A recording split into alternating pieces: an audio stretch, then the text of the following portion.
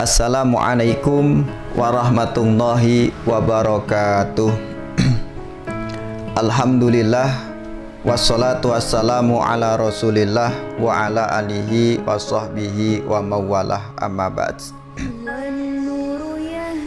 Saya kemarin jalan-jalan di beberapa kampung. Salah satu masyarakat di sana ada yang bertanya tentang pondok pesantren. Karena sekarang ini banyak sekali lembaga-lembaga pendidikan yang mengatasnamakan pondok pesantren, padahal bukan pondok pesantren. Seperti boarding school, sekolah berasrama, rumah tahfidz, itu bukan pondok pesantren. Karena pondok pesantren itu rata-rata di Indonesia berafiliasi dengan Nahdlatul Ulama yang kiprah perjuangannya sudah terbukti di dalam membangun bangsa, agama, dan negara. Sehingga masyarakat perlu memahami apa itu pondok pesantren. Dan seorang pendiri pondok pesantren itu harus orang yang alim, al-alamah, orang yang ahli zikir, orang yang ahli puasa, orang yang ahli tirakat, supaya pondok itu membawa berkah kepada para santrinya. Maka dari itu, bagi orang tua yang ingin memondokkan putra-putrinya di sebuah pondok pesantren harus memahami yang pertama, harus melihat kiainya atau pengasuhnya. Dia lulusan pondok mana? Dia pernah mondok di mana? Berafiliasi dengan lembaga atau organisasi apa? Ustadz-ustadznya juga dari mana? Ini harus dilihat. Dan sanad keilmuannya nyambung tidak? Seperti itu.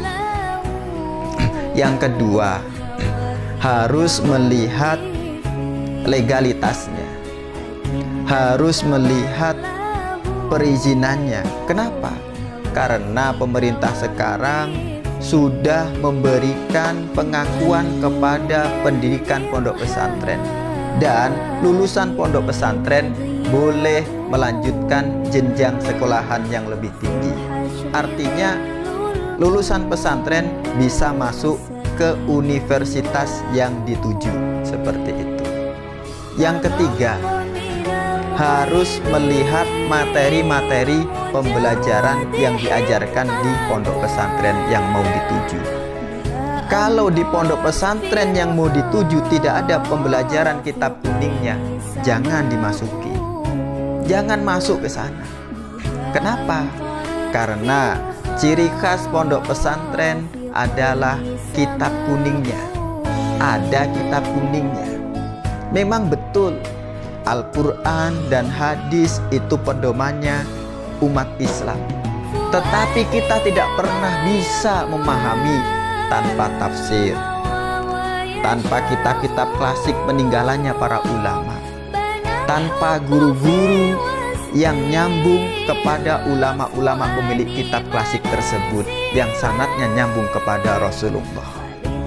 Dan yang terakhir, bagi orang tua yang ingin memondokkan putra-putrinya, harus bisa memastikan bahwa pondok tersebut berakidah Ahlus Sunnah wal Jamaah.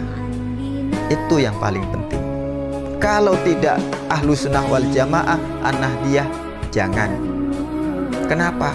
Sudah banyak terbukti pondok-pondok yang tidak Ahlus Sunnah wal Jamaah, An-Nahdliyah, lihat saja sendiri seperti apa hasil santrinya. Maka dari itu, saya terus memberikan informasi kepada Bapak Ibu, kalau ingin mencari pondok pesantren, dilihat dulu gurunya, dilihat legalitasnya, dan dilihat ada pembelajaran kitab kuningnya atau tidak.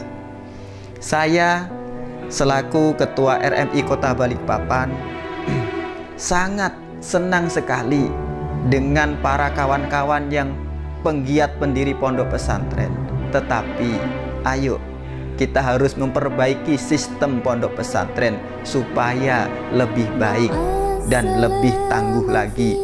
Dan saya berharap kepada teman-teman pejuang pendiri pondok pesantren untuk terus meningkatkan kualitas pesantrennya supaya bisa bersaing dengan pendidikan-pendidikan yang lain. Saya Ketua RMINU Kota Balikpapan, salam takdim kepada seluruh para habaib, para kiai pengasuh pondok pesantren. Mohon terus dibimbing supaya para santri ini terus bisa berkhidmat kepada agama, kepada bangsa dan negara. Wassalamualaikum warahmatullahi wabarakatuh.